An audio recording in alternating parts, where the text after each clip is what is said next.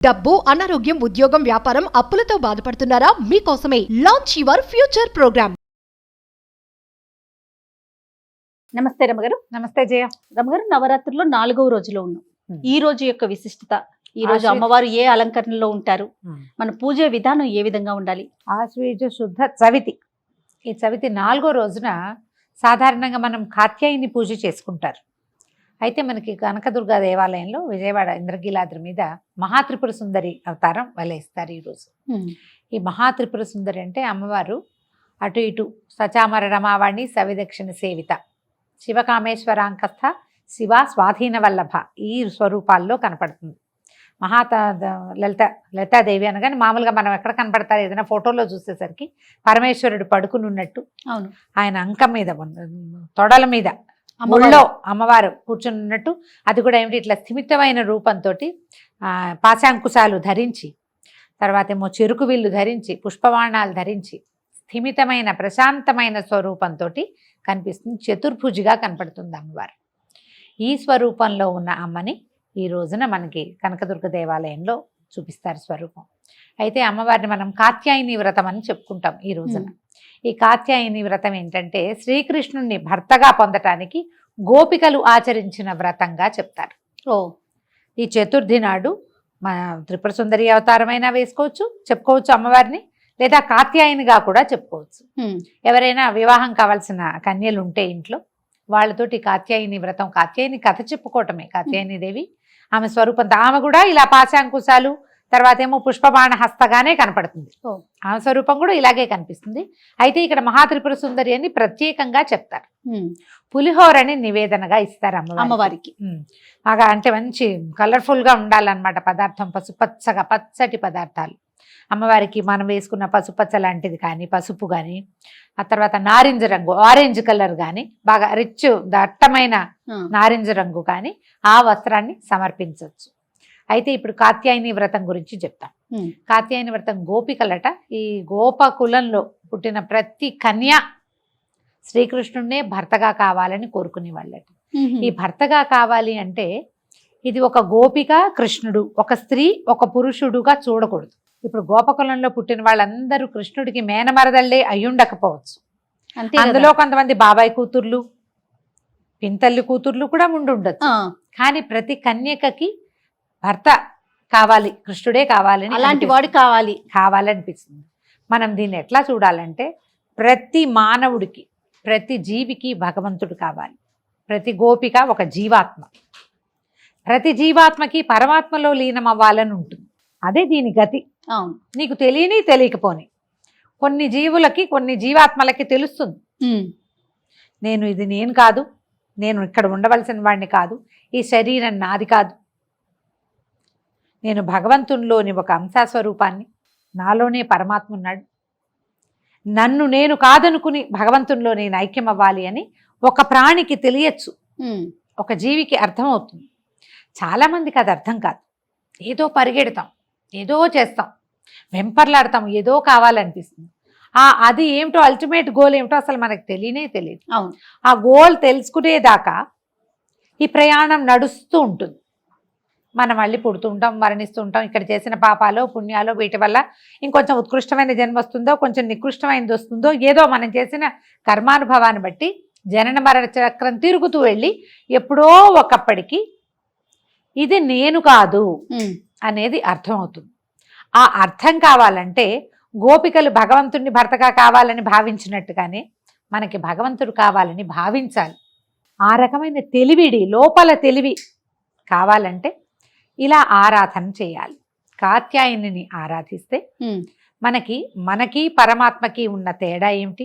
ఎక్కడ భేదం లేదు. మనలో ఉన్నవాడు పరమాత్మే, ఈ జీవాత్మ స్వరూపంలో ఉన్నవాడు ఆయనేనని మనకు అర్థమవుతుంది. ఆ అర్థం చేసుకునే తెలివిని సంపాదించుకోవటం కోసం ఈ రోజున త్రిపుర సుందరి అవతారంలో ఉన్నటువంటి కాత్యాయనిని పూజించాలి. చక్కటి కమ్మటి పులిహోర చింతపండుతోటి తయారు చేసి, రుచికరం చూడ్డానికి ఎంతో పంచవర్ణాలతోటి ఎట్లా కళగా కనపడుతుంది. పులిహోర అనగానే అందంగా ఉంటుంది. అవును.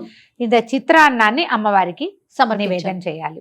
ఈ కాత్యాయనికి ప్రత్యేకంగా చెప్తారు ఎర్రటి పువ్వులతో పూజ, ఎర్రని గాజులు సమర్పించటం, కుంకుమ సమర్పించటం, ఎక్కువ మంది ముత్తైదువులకి ఈ రోజున మనం పూజించటం.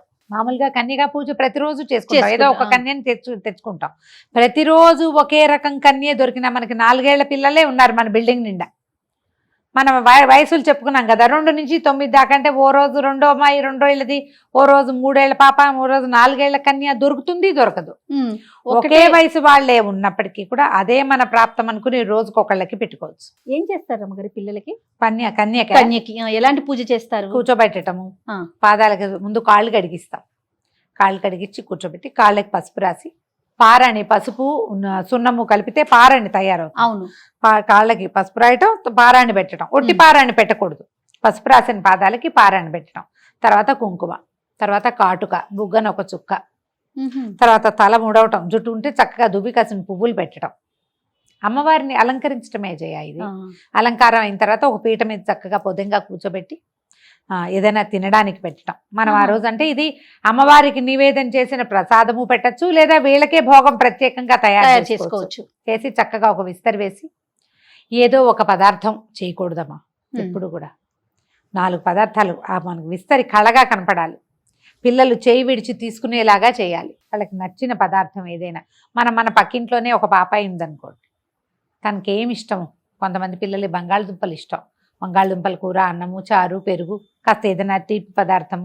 వాళ్ళు అవేమి తినరు, ఏదో ఉప్మా లాంటివి తింటారు, పులిహారే తింటారు పిల్లలు. చాలా మంది పులిహార కనపడుతుంటే పులిహారే తింటామంటారు. పులిహారతో పాటు ఒక పులిహార పెట్టకుండా దాంతో ఏదైనా తీపి పదార్థము, ఒక చిన్న బిళ్ళ పెరుగు, అన్నము, ఇలాంటివి తినిపించడం. ఆహారం తీసుకున్న తర్వాత చక్కగా మళ్ళీ బొట్టు పెట్టి బట్టలు పెట్టడం. ఏదైనా అలంకరణ సామాగ్రి ఉంటే పిల్లలకి సాధారణంగా ముందు అలంకరణ సామాగ్రి అన్నీ ఇచ్చి అప్పుడు భోజనం పెడతాం. ఆ తర్వాత తాంబూలం ఇచ్చాక కొంతమంది ఇష్టపడరు, కానీ హారతి ఇస్తే చాలా మంచిది పిల్లలకి. ఏ కన్యకైతే మనం పూజ చేసుకుందాం అనుకున్నామో, కన్యా పూజన చేస్తాం కదా, ఆమెకు ఒక హారతి ఇచ్చి తర్వాత ఆమె చేతికి అక్షింతలు ఇచ్చి అక్షింతలు వేయించుకోవాలి పిల్లతో. ఆ కన్యకతోటి మనం అప్పుడు కుమారి స్వరూపం, ఆవిడే బాలా స్వరూపంగా పెట్టుకున్నాం కదా, ఈ బాలా స్వరూపానికి నమస్కారం చేసుకుని తదుపరి జన్మల్లో అయినా నాకు భగవంతుడిని చేరే దారి, నీ దగ్గరికి వచ్చేసే దారి చూపించమని. ఇప్పుడు దసరా ఏ పండగల్లో అయినా కూడా మనకు దేవతార్చన ప్రధానాంశంగా ఉంటుంది. ఏ పండుగ అయినా వండుకోవటం తినడమే మన జీవిత ధ్యేయం అయినప్పటికీ ఖచ్చితంగా దైవారాధన ఉంటుంది.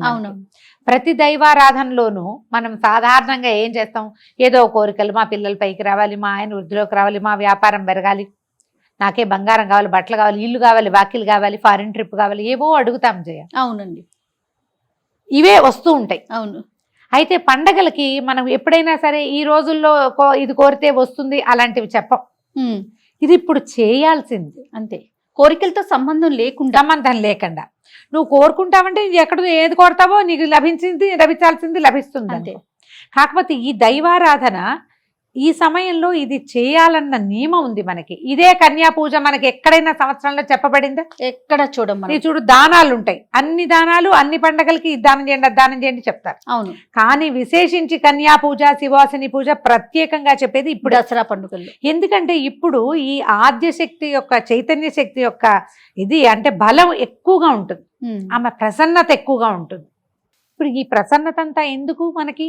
మనం ఏదో ఈ చిన్నవి మనకు కావాల్సిన మెటీరియలిస్టిక్ థింగ్స్ సంపాదించుకోవటము, తాత్కాలికమైన ప్రయోజనాలు ఇచ్చేది కాదు, శాశ్వతమైన ప్రయోజనాన్ని ఇవ్వగలిగే శక్తి ఉన్న రోజులు కాబట్టే ఈ నవరాత్రులు ప్రత్యేకంగా చెప్తారు. ఒక నవరాత్రి కాదు, మనకి 4 నవరాత్రులు ఉన్నాయి. 2 మనం ప్రఖ్యాతంగా చేస్తాం. గుప్త నవరాత్రులు మనం ఇప్పుడు చెప్పుకుంటున్నాం, కానీ అది అందరూ చేసేవి ఎక్కువగా అవలంబించేవి కాదు. అది ఎవరు చేస్తారు? కేవలము ఆ మంత్రోపాసనం ఉన్నవాళ్ళు మాత్రమే, మనకు అసలు అక్కర్లే అవి. ఈ ప్రఖ్యాత 2 నవరాత్రుల్లోనూ చైత్ర నవరాత్రుల్లో మనం విశేషించి చేసేది ఏం లేదు. అవునండి, గుళ్ళల్లో చేస్తారు, ఇళ్లలో చేసేది ఏమీ ఉండదు. మా రామాయణం చదువుకోండి, మనమే రామాయణం చదువుకోండి అని చెప్తూ ఉంటాం, కానీ మనం చేయలేం మన చిన్నప్పుడు. కానీ మన చిన్నప్పుడు కాదు, మన తాతల నాటి నుంచి దసరా 10 రోజులు చేయటం ఉన్నది. ఈ 10 రోజుల్లోనే ఈ ఆద్యశక్తి అయిన చైతన్యము ఉత్తేజితంగా ఉంటుంది. ఈ ఉత్తేజితంగా ఉన్న శక్తిని మనం ముట్టుకుంటే, ఇప్పుడు ఏదైనా ఒకటి రెడీగా ఉన్నదాన్ని పట్టుకుంటే ఎంత సులువు. ఆ రెడీగా ఉండే శక్తి ఈ రోజుల్లో ఉంది కాబట్టి ఇప్పుడు ఇది చెప్పబడింది. కాబట్టి చక్కగా ఈ 10 రోజులు చేయగలిగినంత దైవారాధన చేయండి, ఉండగలిగినంత ప్రసన్నంగా ఉండండి. ఉండగలిగినంత ప్రశాంతంగా ఉండండి. ఎంత ప్రార్థన చేస్తే అంత ఫలితం లభిస్తుంది. ఈ ఫలితం అంటే నీకు కావాల్సినవే కాదు, నీకు రావాల్సినవి ఏవేవో ఉంటాయి. అది కదా గారు, అంటే మనకు కావాల్సిందే కాదు కదా, రావాలి కదా, అది తప్పకుండా వస్తుంది. కాబట్టి ఈ రకంగా లలితా త్రిపుర సుందరి స్వరూపంలో ఉన్న మహాత్రిపుర సుందరిని ఆరాధన చేయండి. కన్యలు ఉంటే గనక, అంటే అవివాహిత కన్యలు మన ఇంట్లో ఉంటే వాళ్ళతోటి ఈ రోజున కాత్యాయని స్వరూపాన్ని ధ్యానించుకుని లలిత అష్టోత్తరం చదువుకోవచ్చు. ఏదైనా మనకు కావలసిన స్తోత్రాన్ని చదవగలిగినంత చిన్న స్తోత్రాన్ని అయినా చదువుకుని అమ్మవారిని అర్చించండి. ఈ రోజున మనం వడపప్పు పానకం రోజు పెడతాం. పళ్ళు ఫలాలు నివేదన చేయండి, పులిహోర నివేదన చేయండి. ప్రధానంగా పులిహోర నివేదన చేస్తే మంచిది. ఈ నవరాత్రులు, శరన్నవరాత్రులు మొత్తం మీద కూడా పలానా ఆలయం దర్శించుకుంటే చాలా, అంటే దర్శించుకోవాలి అలా అనుకునేటువంటి ఆలయాలు ఏమన్నా ఉన్నాయా? ఏ అమ్మవారి ఆలయాన్ని దర్శించినా మంచిదే జయ. కనీసం మన పక్కనే ఉన్న మన గ్రామ దేవత చిన్న గంగానమ్మ దేవాలయాన్నైనా చూడండి. ఎందుకంటే శక్తి ప్రసన్నంగా ఉంటుందని చెప్తున్నాం కాబట్టి అన్ని చోట్ల అదే కదా ఉండేది. అంతే, ఒక స్వరూపంలో కనపడుతుంది. అక్కడికి వెళ్ళి నమస్కారం చేసుకుంటే మంచిది. ఈ శరన్నవరాత్రులు అన్ని రోజులు కూడా మనం తలస్నానం చేయాలి, అలాంటి నియమాలు ఏమన్నా ఉన్నాయండి? అంటే మనం కార్తీకంలో తలస్నానం ప్రధానంగా అనుకుంటాం, అట్లాంటి నియమాలు ఏమన్నా ఉన్నాయంటారు? దీనికి అట్లా ఏం చెప్పరు చేయాలి, అలా ప్రత్యేకంగా ఏం లేదు. మీరు ఏదైనా అశుచి పడితే, బయటికి వెళ్తే, ఎవరితోటైనా కలవకూడని వాళ్ళతో కలిసామని అనిపించినప్పుడు తలస్నానం చేయాలి, కానీ లేకపోతే అక్కర్లేదు. మనం మొదటి రోజున తలస్నానం చేసుకుని మొదలు పెట్టుకుంటాం కదా, మీ అవకాశాన్ని బట్టి చేసుకోవటమే. కానీ దీనికి ఇలాంటి నియమం అయితే లేదు. ఈ 2 పూట్ల స్నానం చేయాలా ఇలాంటివి కూడా అడుగుతారు. మధ్యాహ్నం మంచాల మీద పడుకున్నా, మంచం మీద పడుకుంటే మధ్యాహ్నపు నిద్ర అసలు పనికిరాదు. ఈ నక్తాలు కానీ ఉపవాసం కానీ చేసేటప్పుడు. ఇప్పుడు ఏదో చిన్న లేత నెలల గర్భమో, లేకపోతే చిన్నపిల్లలు ఉన్నవాళ్ళు, ఏదైనా చిన్న బద్ధకం ఉన్నవాళ్ళు, శీతాకాలం వచ్చేస్తోంది కాబట్టి కాస్త ఒళ్ళు బరువుగా ఉన్నవాళ్ళు, ఇలాంటి వాళ్ళకి కాస్త ఏమైనా ఇబ్బందిగా ఉండి మధ్యాహ్నం పడుకుంటే సాయంకాలం ఒక చెంబు నీళ్లు పోసుకుని అప్పుడు దీపారాధన చేసుకుంటే మంచిది. వస్త్రాలు మార్చుకోవడం, కాళ్ళు చేతులు మొహం కడుక్కుని బట్టలు మార్చుకున్నా పనికొస్తుంది. ఈ నెత్తి మీద నీళ్లు అనేది సువాసినికి ప్రతిరోజు తల స్నానం అసలు చెప్పబడలేదు. సువాసిని తొలి రోజున మొదలు పెట్టుకునేటప్పుడు చేసుకుంటే, అంటే భర్త ఉన్నవాళ్ళు, ముత్తైదువుగా ఉన్నవాళ్ళు కొంచెం పసుపు రాసుకుని కంఠస్నానం, మామూలు స్నానం చేస్తే సరిపోతుంది. మీ అవకాశాన్ని బట్టి రోజు తల తడుపుకుంటే దసరా పండగ, పెద్ద పండగ వచ్చే లోపల మీకు జలుబో జ్వరమో ఏవో వస్తాయి. సీజన్ మంచిది కాదు కదా, కాబట్టి మీ అవకాశాన్ని బట్టే. కానీ ఇక్కడ ఆ నియమం లేదమ్మా. రోజు నెత్తి మీద నీళ్ళు, రాత్రి మంచం మీద పడుకున్నాం కాబట్టి పొద్దున్న తల మీద పోసుకోవాలన్న నియమం లేదు. మీరు పడుకున్నా కూడా, మంచం మీద పడుకున్నా ఉదయం మీరు పసుపు రాసుకుని కంఠ స్నానం చేయొచ్చు, దానికి ఏం తప్పు లేదు. రమ్మగారు, అవివాహితులు కానీ వితంతువులు కానీ ఈ పూజా విధానంలో పాల్గొనొచ్చు అంటారా? చక్కగా పాల్గొనొచ్చమ్మా, బ్రహ్మాండంగా చేసుకోవచ్చు.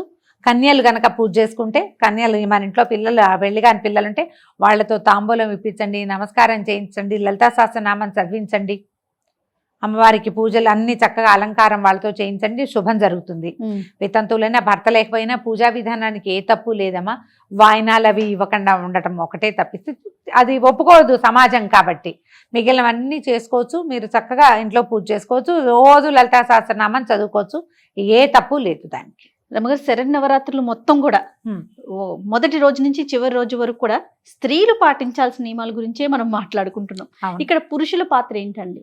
అంటే యాక్చువల్గా ఇది ఇళ్లల్లో ఉండే విధానం అయితే పురుషులది ప్రధాన పాత్ర జయ. వాళ్ళది ప్రధాన పాత్ర. వారి ఇంట్లో దేవతార్చన ఉంటే, వాళ్ళకి మంత్రోపాసన ఉంటే, ఉపదేశం ఉంటే ఖచ్చితంగా వాళ్ళు మంత్రోపాసన చేసుకోవాలి. అమ్మవారిని నిలబెట్టడము, కూర్చోబెట్టడం సమస్తము మగవాళ్లే చేస్తే, పరిచర్యే ఆడవాళ్ళు చేసే విధానం ఉండేది. ఇప్పుడు కూడా కొన్ని కుటుంబాల్లో అలానే ఉంటుంది. ఖచ్చితంగా మగవాళ్లే ఇదంతా చేస్తారు. పరిచర్య, ప్రసాదం, నివేదనలు, వంట చేసి పెట్టడము, కావలసిన హారతులు, దీపారాధనలు అన్నీ తయారు చేయటం, పువ్వులు తయారు చేయటం, అమ్మవారిని అలంకరణ చేయటం. కానీ అమ్మవారిని కూర్చోబెట్టడము, ఆమె యొక్క అష్టోత్తరాలు, పూజా విధానము సమస్తము మగవాళ్లే చేస్తారు. వాళ్ళ ఇంట్లో ఉండే పద్ధతమ్మా. ఇప్పుడు ఇది సార్వజనీయమైన సంగతిగా అయిపోయింది.